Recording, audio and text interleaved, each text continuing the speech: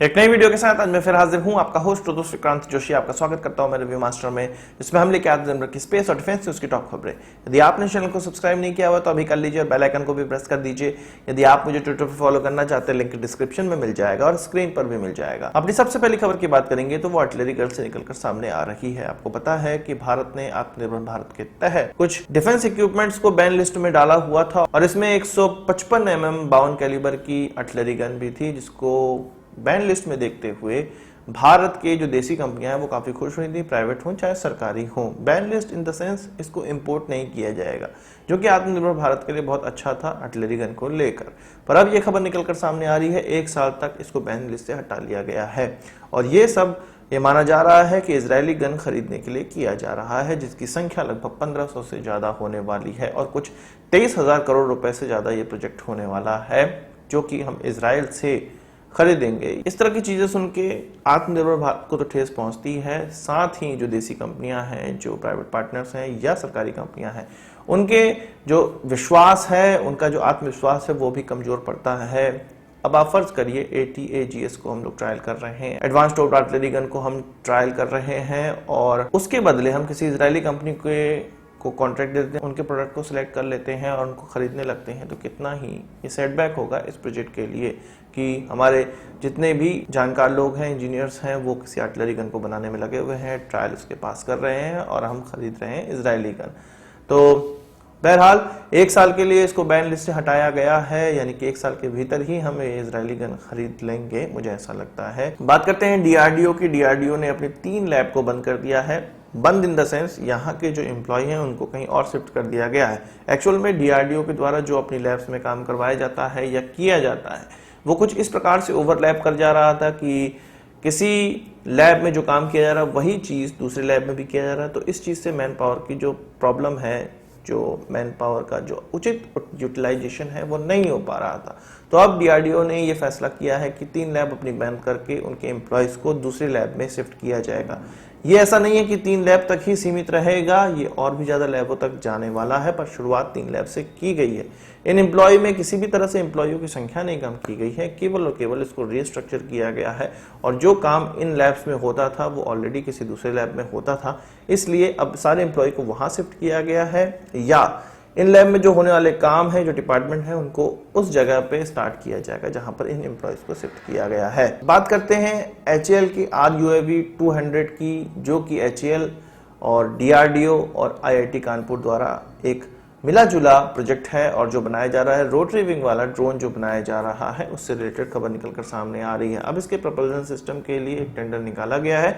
HAL ने ये tender निकाला है, जिसमें कि इंजन और जितने भी इसके गियर्स हैं वो आवश्यक होंगे इस टेंडर के माध्यम से। टेंडर से ये क्लियर होता है कि प्रपोजल सिस्टम केवल 52 किलो का होना चाहिए, पीक पावर इसकी 34 किलोवाट की होनी चाहिए और जो कंटिन्यूअस पावर है वो 30 किलोवाट की होनी चाहिए। यह -35 डिग्री सेल्सियस से +55 डिग्री सेल्सियस तक काम करने योग्य होना चाहिए और सी के लेवल से 20,000 फीट तक इसका इस्तेमाल किया जाने योग्य होना चाहिए। हम जानते हैं कि इस ड्रोन की जो रेंज बनाई जा रही है वो 200 किलोमीटर की बनाई जा रही है और पेलोड इसके द्वारा 40 किलोग्राम का उठाया जा सकता है। और जो HAL है वो ये चाहती है कि इस ड्रोन का जो पहली उड़ान है वो अर्ली 2021 और अंत 2022 तक कंप्लीट कर लिया जाए। वही बात करते हैं LOC की, तो पाकिस्तानी जहाज LOC पे दिखाई दिए, जहाज in the sense fighter planes के दिखाई दिए।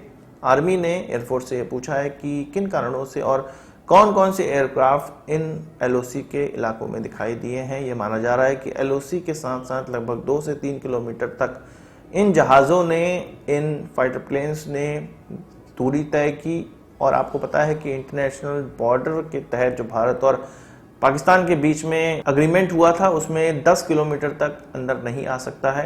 LOC के दोनों ही ओर किसी के द्वारा प्लेन 10 किलोमीटर तक नहीं लाया जा सकता है। तो इसको एक गंभीर बात लेते हुए आर्मी ने एयरफोर्स से पूछा है कि किस प्रकार की ये गतिविधि थी। अभी इस पर बहुत ज़्यादा डिटेल निकलकर सामने नहीं आई हुई है, पर एयरफोर्स का ये कहना है कि इस इलाके में कोई भी एयरफोर्स का एयरक्राफ्ट नहीं था और आकाश में जो एयरक्राफ्ट जाने के बाद जो सफ़ेद लाइन दिखाई देती है वो आसानी से विजिबल होती है।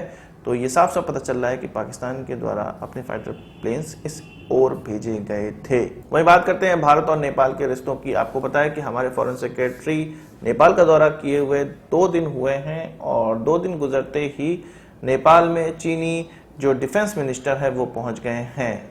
अब आप समझ सकते हैं, ये ऐसा नहीं लग रहा है कि बहुत पुराना कोई ऑफिशियल टूर है या बहुत पहले से प्लान टूर लग रहा है, ऐसा नहीं हो रहा है। आपने इससे पहले भी मैंने खबरों में आपको बताया था, लगभग 2 हफ्ते पहले, जब दोनों कम्युनिस्ट पार्टियां जो कि अभी नेपाल की गवर्नमेंट चला रही हैं उसमें फिर से मतभेद हुआ था, प्रधानमंत्री ओली का इस्तीफा मांगा गया था दूसरी पार्टी के चेयरमैन के द्वारा। और जब प्रधानमंत्री ओली चीन की जो एम्बेसडर है नेपाल में उनसे मिले थे, तो ओली ने ये कहा था कि वो अपने हिसाब से सारी को चला लेंगे, देश को चला लेंगे और सरकार को भी चला लेंगे, चीन का हस्तक्षेप उनको नहीं चाहिए।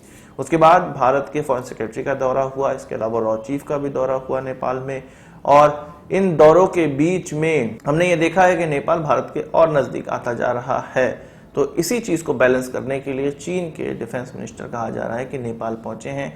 उनके द्वारा कई लोगों से, उनके कई अधिकारियों और कई नेताओं से, कई मंत्रियों से मुलाकात हो रही है। वही बात करते हैं भारत, भूटान और चीन के रिश्तों की। आपको पता है कि चीन ये जानता है कि यदि भूटान की सीमा विवाद बढ़ाया जाएगा, चीन और भूटान के बीच में सीमा विवाद बढ़ेगा, तो उससे भारत को बहुत ज्यादा प्रॉब्लम होने वाली है।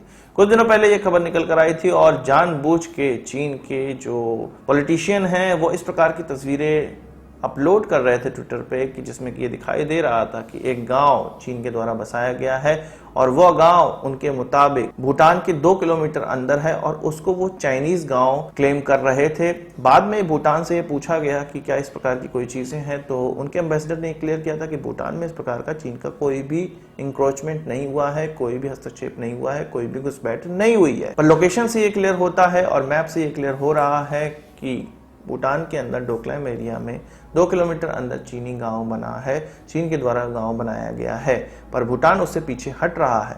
भारत भूटान पर यह दबाव डाल रहा है कि चीन के साथ अपना सीमा विवाद बिल्कुल सेटल करे, ताकि डोकलाम ट्राई जंक्शन जो है वो बिल्कुल सेटल रहे और वहां से भारत को कोई भी प्रॉब्लम ना हो चीन के द्वारा। तो आज की इस वीडियो के लिए बस इतना ही। आशा करता हूं आपको वीडियो पसंद आया होगा, आप इसको एक बड़ा थम्स अप जरूर देंगे। इस वीडियो संबंध कोई सवाल से जाओ हो कमेंट बॉक्स में जरूर लाइएगा। यदि आपने हमारा चैनल तो सब्सक्राइब नहीं किया उसे भी कर लीजिए, क्योंकि हम इस प्रकार की वीडियो लाते रहते हैं। नमस्कार, थैंक यू, जय हिंद।